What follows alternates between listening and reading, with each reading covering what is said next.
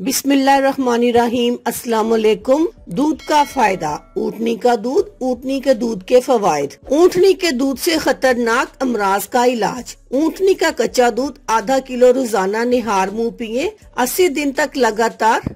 Hepatitis, गुर्दों और पेशाब की तकलीफ, जिगर की हर किस्म की बीमारी और शुगर के लिए अल्लाह के करम से 100% फायदा होगा। खाना हजम होगा, ताकत आएगी। दूध कच्चा ही पीना है। ऊँटनी का दूध पीना सुन्नत भी है। ये दूध अगर 1 घंटे तक खुली हवा में पड़ा रहे, इसमें कीड़े पैदा हो जाते हैं, इसलिए कच्चे दूध को फ्रिज में रखें। अल्लाह हाफिज। शुक्रिया।